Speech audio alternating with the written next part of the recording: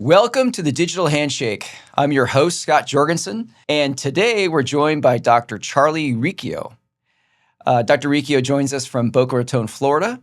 He is a member of the team there at Sanctuary Plastic Surgery. And Dr. Riccio is a relatively young plastic surgeon, we'll say. A couple years out of training and now as a board-certified plastic surgeon. So again, put it there, Dr. Riccio. Yeah. Pleasure to have you on the Thanks for having me. podcast. Absolutely. It'd be fun to kind of learn about how did you become a plastic surgeon?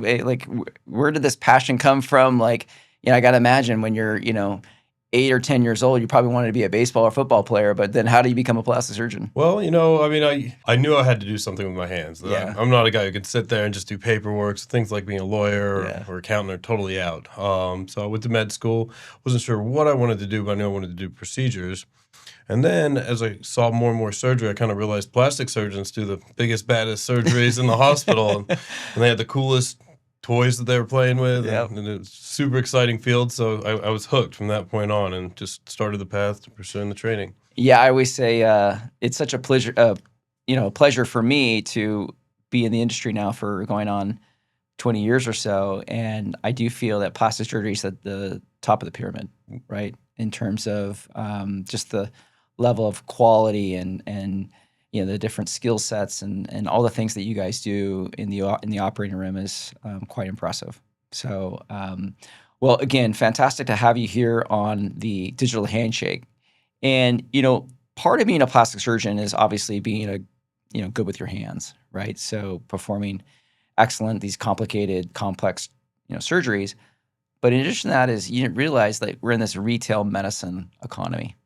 And you probably didn't figure in medical school you're going to be a part-time marketer, right?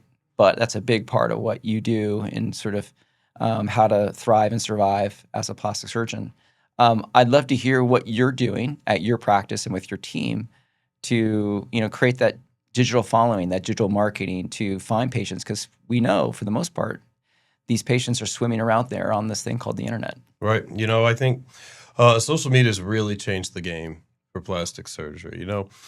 20 years ago, you'd go to one or two plastic surgeons in the city, and those were your options. Right. Probably didn't see a lot of before and afters. Now everything's totally out in the open. You go on TikTok, you go on Instagram, you see before and afters from dozens of different surgeons, and you can see their styles and what you can expect. So I think really posting regularly and showing your work on those platforms is extremely important to start creating that digital footprint, start getting you to the top of the search results, and marketing that way. If I said to you, hey, you can only have one of the two. You can either have a website or you can have your Instagram. Ooh, it's a tough one because I think they kind of go together. The Instagram is there to drive people to your website where they can see the galleries and your work. It also helps with engagement. You manage to pop up on people's feeds when they're just scrolling at night or when they're on the couch or whatever. So it's a way to just be always present. It's hard to say. I think I'd probably have to go with Instagram. Really? At this point, yeah. Interesting. Okay. Share with us a little bit more about so if Instagram's so important to you in your practice, share a little bit more about what you're doing in particular to stand out. Because one, you're competing in a very competitive market in South Florida, right? There's practically a plastic surgeon on almost every street corner. Sure. It feels like. But it's a massive aesthetics marketplace, South Florida. And love to hear, and it's also a thriving sort of social media. It's a very influencer marketing 100%. Driven geography as well. So I'd love to hear what you guys are doing on Instagram or social to really stand out. So the way I look at it, I try to really do a mix of a few different things on Instagram. One would be education, educating patients on the procedures we offer. 2 is posting before and after, showing your work. And then 3 is entertainment, just some kind of fun, goofy things that just people see on their feed and get them to interact. I think the entertainment part usually gets more views, believe it or not, the goofy things that we put out there. But I think it's useful because it causes people to click on your profile, and then they go and they see the education and they see the work. And so it all kind of works together to enhance your online presence. You just triggered something for me, and it's I think it's really interesting. We called the podcast series the Digital Handshake, and those two words are kind of like a juxtaposition, right? Mhm. Because you think handshake, it's kind of more like formal, traditional.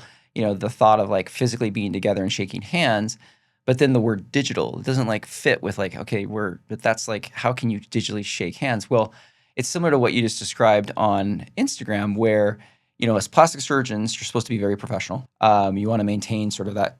credibility, and you're very serious. But what gets the views, what gets the clicks, is when you see the juxtaposition of a plastic surgeon being goofy, Right. or a plastic surgeon being silly, right? Right. Or doing something out of context for your patients. But I also think they get to see you in a different light. Yep. And I'm wondering, tell me a little bit more about, has there been a particular post or something that stands out that it kind of surprised you that it performed so well? I'm always a little bit surprised on Yeah. Instagram because you post all this stuff and you never know which one's gonna go viral. I mean, I Right. think the funniest one was I was just getting some B-roll footage of my social media. Girl was getting some B-roll footage of me in the OR, Yeah. and she just took a video of me wearing sneakers, like Yeah. no support, just like killing my back. And she put the SpongeBob music on it, and it went viral. I got like a couple 100,000 views off of that stupid, just a shot of my shoes. Like, Right. but it's like, how's it work? I mean, Exactly. There is no rhyme or reason, yeah, when I right? crack the code, it'll be great. Exactly. Behind this, so-called algorithm. But let's dive in a little bit deeper about kind of more the digital marketing side, Sure. right? So, obviously social plays a big role in your practice, Mhm. and that's great. And it sounds like you guys are doing quite well with it. Is there anything else in particular that you're placing some bets, making some investments in your digital marketing to establish sort of that identity? So yeah, I mean, I think other important things are making sure you get reviews. Yeah. Really working on that Google business page to optimize where you show up on search results, everything like that. Getting interaction, Mhm. which just boosts what people. It basically makes so people can see you Yeah. on the internet. So I think that's really important is getting reviews. Some pay to click marketing is Mhm. helpful. I think a lot of times you end up with poorer quality leads Yeah. through that, unfortunately.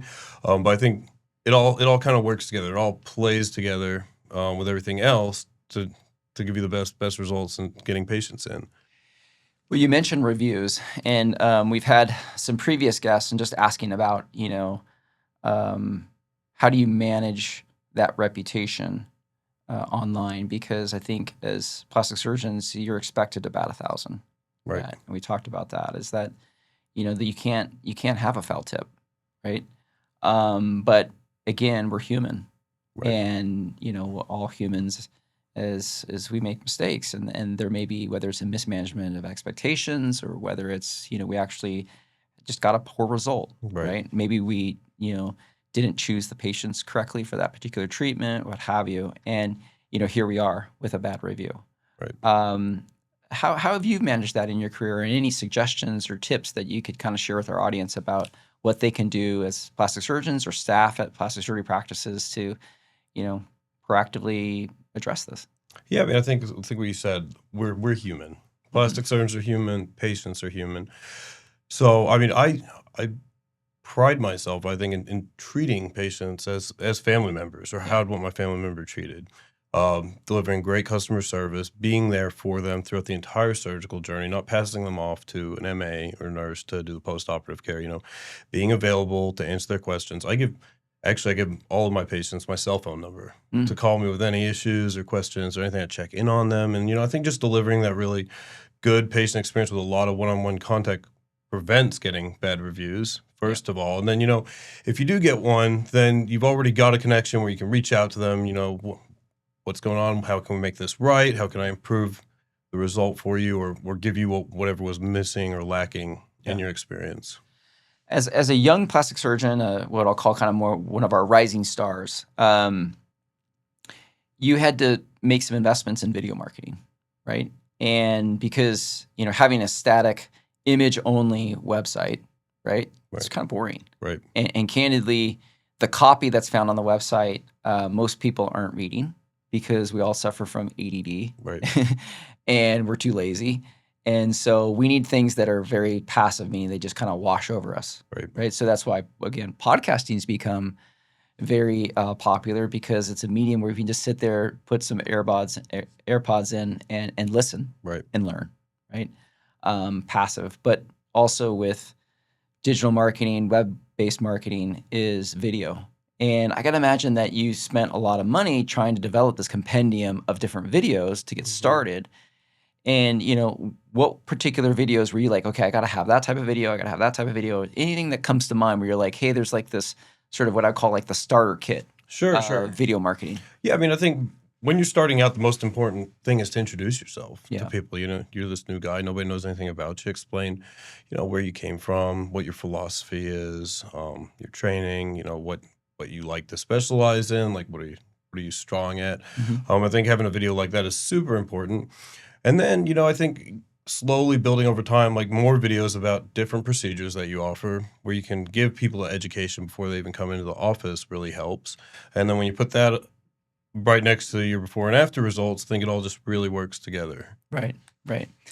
And, is there a particular video that, we've done here with you at Media PSC that's kind of the one where it's kind of your most popular, like the one that your patients always say, like, well, I felt like I, kind of knew you before I even met you, or is there one that stands out? So last time I was here, I shot a video with Dr. Posner, kind of introducing me to the practice and explaining what we both specialize in. And that plays on a loop in our office lobby. So I get a lot of comments from patients who come and say, oh, I didn't know you did this or that, because we talked about some of the procedures we offer.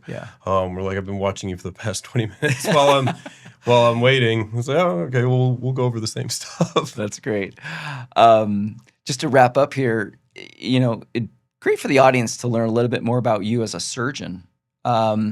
Is there a particular area of the body? Is there a particular procedure where you feel like that's kind of where your passion is? Are you a rhinoplasty guy? Are you a facelift guy? Are you a breast and body? Like, one, what is it? And then two is, what are you doing from a marketing standpoint to really kind of elevate your standing in the community to, create that differentiation, that separation from the other, very competitive marketplace? Yeah, so I mean, I think one of the things that I like most about plastic surgery is the diversity in the cases and the variety, where you're not doing the same two procedures over and over again, where you do get to operate on all areas of the body. Man, that's really what drew me to it to begin with, or one of the reasons. So, I mean, I really do enjoy big body contouring surgeries, massive weight loss patients. I really like doing breast surgery.